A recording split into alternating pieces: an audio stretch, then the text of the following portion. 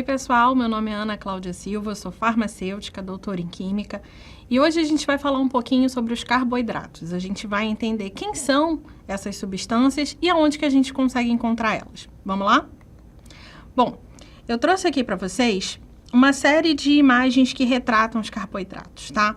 Primeira coisa que a gente precisa saber sobre os carboidratos é a composição deles. Essas moléculas, elas são formadas principalmente por átomos de carbono, hidrogênio e oxigênio. Inclusive, daí vem o nome deles, né? São os carboidratos ou os hidratos de carbono, por conta dos elementos químicos que compõem essas substâncias. Eles são classificados aqui em diferentes grupos, dependendo do tamanho da cadeia desses carboidratos. Como assim? Bom, a primeira coisa que a gente tem, a primeira categoria, seria uma dos monossacarídeos. Quem são esses? Esses são os açúcares de uma única unidade básica, tá? Um monômero, como a gente chama.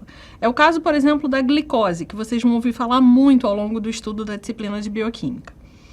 Esses monossacarídeos, então, eles compõem aí a nossa unidade básica, digamos assim, dos carboidratos.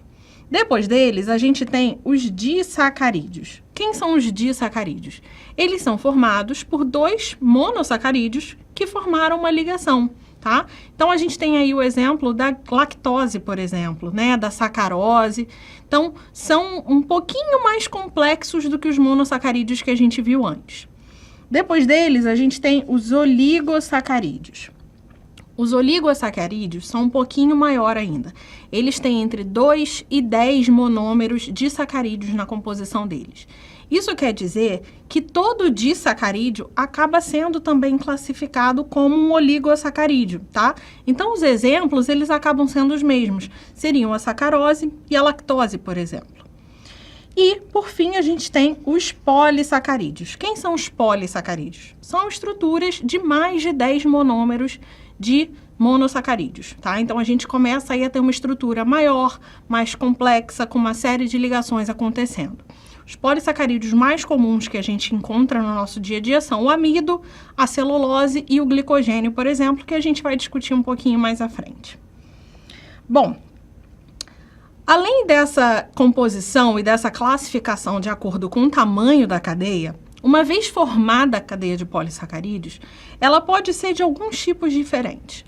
Ela pode ser uma cadeia não ramificada e homogênea, tá? Então, eu tenho aqui, ó, os monômeros que eu tenho aqui nessa cadeia são todos iguais. Então, é como se eu tivesse uma cadeia única só de glicose, por exemplo, ligada a uma outra.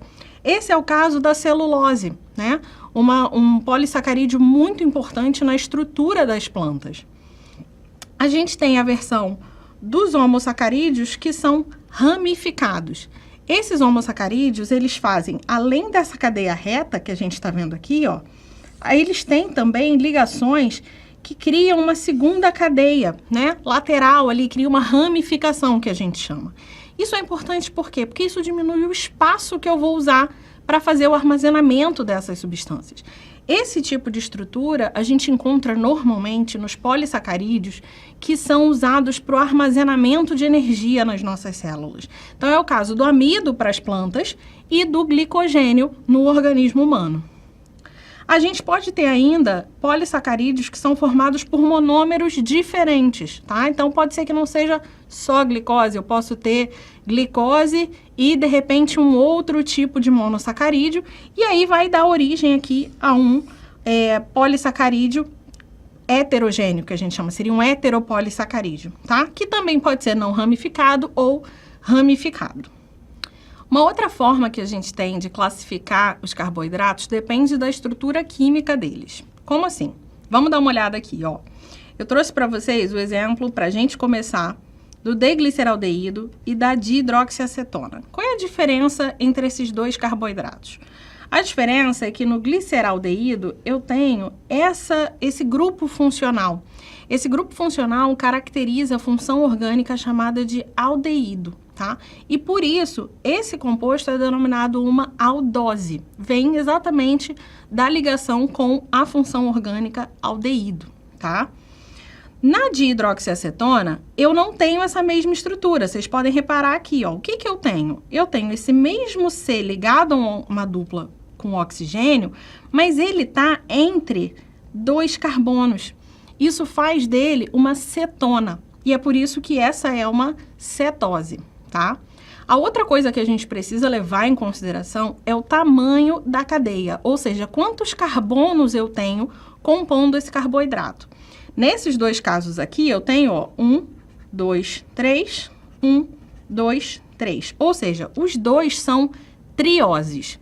Então, o D-gliceraldeído é uma aldotriose, porque é um aldeído com 3 carbonos, né? Um carboidrato com função orgânica aldeído e 3 carbonos. E a dihidroxiacetona é uma cetotriose. Por quê? De novo, eu tenho a função orgânica cetona e 3 carbonos na cadeia desse carboidrato, tá? A gente tem outras possibilidades de tamanho. A gente vai citar mais 2 aqui que tem muita relevância para o nosso organismo. Quais são elas? As exoses, tá? E aí é o que eu tenho, uma aldoexose, ó, de novo aqui a nossa função orgânica aldeído aparecendo, tá? Que é a D-glicose. E eu tenho a frutose, tá? Que é também uma exose, ó, 1, 2, 3, 4, 5, 6, e que tem a função orgânica cetona, tá? Então, D-glicose é uma aldoexose e a D-frutose uma cetoexose. Tá? Esses monômeros, né, esses monossacarídeos, eles são super importantes no nosso metabolismo energético e a gente vai discutir eles muito ao longo da disciplina de bioquímica. Os outros 2 que eu trouxe aqui para vocês são carboidratos com 5 carbonos na estrutura química deles. Então, aqui eu tenho, ó, 1, 2, 3, 4, 5. Aqui eu tenho aldeído, aqui também eu vou ter o aldeído, tá? Então, esse aqui é a D-ribose, é uma aldopentose. E aqui eu tenho a 2-desoxi-D-ribose, que também é uma pentose. E qual é a importância desses carboidratos? Esses carboidratos, eles vão compor lá na frente os nossos ácidos nucleicos. Então, eles também têm uma relevância super importante no nosso metabolismo. Bom, os carboidratos, eles são compostos químicos, né? Eles fazem parte das substâncias orgânicas e, como todas as substâncias orgânicas, eles podem sofrer reações químicas. Essas reações químicas são, inclusive, o motivo pelo qual a gente consegue usar essas substâncias para conseguir suprir o nosso organismo, né? Para conseguir criar energia, criar moléculas mais complexas. E aí, aqui, o que a gente tem? O aldeído vai sofrer uma reação junto com álcool. Aqui, de novo, eu tenho meu grupinho aldeído representado. Aqui eu tenho álcool, uma hidroxila ligada a um R. Esse R é uma cadeia carbônica, tá? Então, tá ligado ali a um carbono. E ele vai formar um M-acetal. Quando eu tenho uma acetona, é uma reação muito parecida, na verdade. Eu tenho, ó, essa acetona, então repara que eu tenho a carbonila ligada aqui a 2 R's, né? 2 cadeias carbônicas. Isso vai reagir com álcool e vai formar um M-cetal. Qual é a diferença? A diferença basicamente está aqui, ó. Aqui eu tenho só um hidrogênio e aqui eu tenho uma cadeia carbônica, tá? Essa seria a diferença do que é um M-acetal para o que é um M-cetal. E por que isso é relevante? Por que a gente precisa saber disso? A gente precisa saber disso porque a maior parte dos carboidratos que a gente encontra no nosso organismo, eles não estão assim nessa forma aberta, que a gente chama, né? Eles estão na forma de ciclo. Eles vão estar assim. A gente vai achar eles num anel. E aí a gente precisa entender como que isso acontece. Isso acontece porque essas reações que eu acabei de mostrar para vocês, elas vão acontecer dentro da própria estrutura do meu monômero. Então, por exemplo, no caso da D-glicose, eu tenho um aldeído e eu tenho uma hidroxila, eu tenho um álcool, né? E aí, o que acontece? Os meus elétrons aqui desse álcool, eles vão atacar o meu carbono ali da carbonila do aldeído e vão ciclizar o meu monômero, formando essa estrutura fechada, que a gente chama de, nesse caso aqui, de glicopiranose, porque é um anel de 6 membros que lembra o pirano, tá? Então, eu vou formar ali a piranose. Uma coisa que é importante a gente comentar é sobre este carboninho aqui. Reparem o seguinte... Essa primeira estrutura, eu vou apagar esse círculo maior, essa primeira estrutura aqui eu chamei de alfa-D-glicopiranose. Essa segunda é a beta-D-glicopiranose. E qual é a diferença entre elas? A diferença é que aqui, ó, o hidrogênio tá para cima e a hidroxila tá para baixo. Aqui do outro lado eu tenho hidroxila para cima, hidrogênio para baixo, tá? Isso causa uma diferença na estrutura do monômero. Eles são diferentes, tá? E isso diferencia, inclusive, o tipo de interação que eles vão fazer depois com o nosso organismo. E aí, esse carbono aqui, que é quem é o responsável por essa diferença, né? A gente chama de carbono anomérico, tá? São nomes importantes que vocês também vão ouvir falar bastante aí ao longo da disciplina. Outra coisa importante é que os carboidratos, eles apresentam o que a gente chama de carbonos assimétricos. O que são esses carbonos assimétricos? São carbonos que têm 4 ligantes diferentes neles. Ou seja, se a gente pegar, por exemplo, esse carboninho aqui, vamos olhar para esse aqui, ele tem em cima, ó, um carbono, né, seria um COH. De um lado ele tem o hidrogênio, do outro ele tem uma hidroxila, e aqui do outro lado ele tem uma cadeia carbônica enorme, né? Então, ele tem ali 4 ligantes diferentes. Ele é um carbono assimétrico, ou um carbono quiral, a gente também pode chamar dessa forma. E, de novo, qual é a relevância disso? A relevância disso é que esses compostos, eles apresentam atividade ótica. Ou seja, quando eu coloco esses açúcares frente a uma luz polarizada, existe inclusive um aparelho chamado de polarímetro que a gente pode usar para medir isso, ele vai desviar a luz polarizada. E isso é super relevante quando a gente pensa, por exemplo, no controle de qualidade de substâncias. Se eu estou avaliando um xarope, ou se eu estou avaliando uma bebida, né, que usa, de repente, xaropes ou açúcares ali na sua composição, eu posso determinar quem é aquele carboidrato, com quantidade que ele está. Então, dá ali para a gente uma possibilidade interessante de identificação e de controle de qualidade. Bom, e eu falei para vocês que existem monossacarídeos, né? A gente já falou alguma coisa aqui sobre eles, mas existem também os disacarídeos, os oligosacarídeos e os polissacarídeos. E aí, como é que acontece a ligação desses monômeros para formar essas estruturas mais complexas de sacarídeo? Isso acontece através de uma ligação que a gente chama de ligação O-glicosídica, ou para os mais íntimos, a ligação glicosídica, tá? O que vai ser essa ligação glicosídica? Eu vou ter aqui o M-acetal de um monômero reagindo com o álcool do outro monômero de açúcar, tá? Aqui eu tenho 2 glicoses representadas, mas poderia ser uma glicose e uma frutose, não teria problema nenhum. E aí, esses 2 caras vão reagir, vocês estão vendo aqui, ó, que tem uma hidroxila em vermelho e um hidrogênio em vermelho, isso não é à toa. Porque essa reação, ela se forma com a perda de uma molécula de água. Ela é uma reação de desidratação. Então, ó, a hidroxila daqui e o hidrogênio de lá vão sair, ó, na forma de uma molécula de água e vão gerar essa estrutura maior aqui, que é a maltose nesse caso, tá? Que já é um disacarídeo. E aí, se eu quisesse ter oligosacarídeos ou polissacarídeos, eu vou fazendo esse mesmo tipo de reação várias vezes para ir acrescentando ali monômeros do monossacarídeo de interesse, ok? Mas a ideia principal é essa aqui. Bom, e aí a gente tem uma questão importante quando a gente pensa nos disacarídeos e nos polissacarídeos, principalmente nos polissacarídeos, tá? Por quê? A gente vai ver que existem alguns tipos de ligação glicosídica que a gente pode fazer.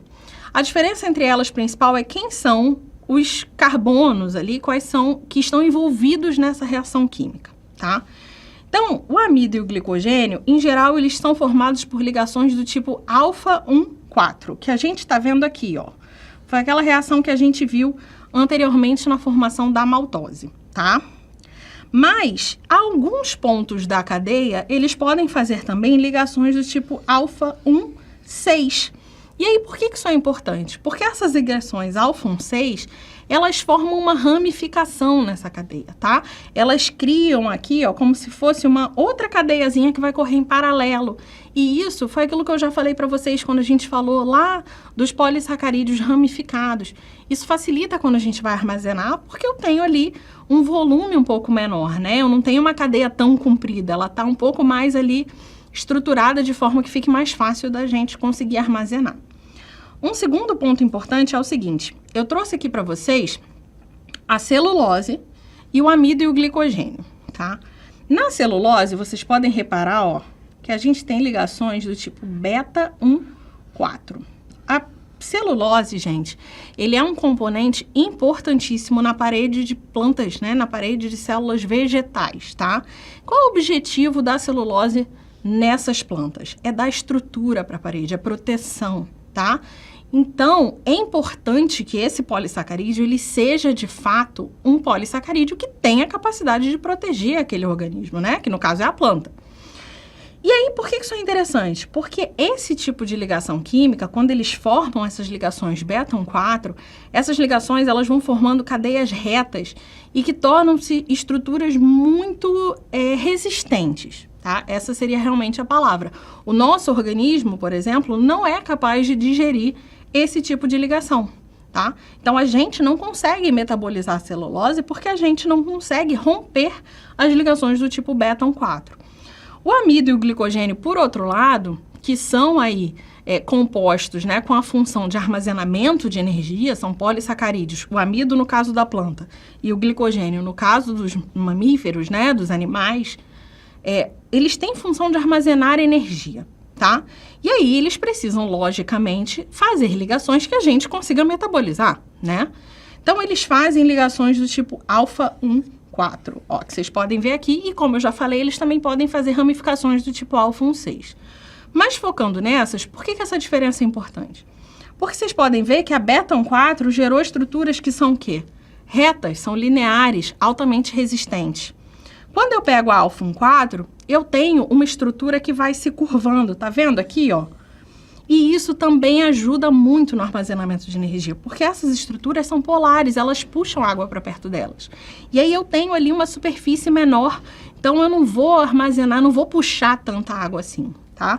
Então isso aqui é importante também para a gente conseguir ali, armazenar de uma forma mais eficiente esses polissacarídeos. E aonde que a gente encontra? Onde é que estão os carboidratos? Os carboidratos, eles estão distribuídos numa série de alimentos, tá?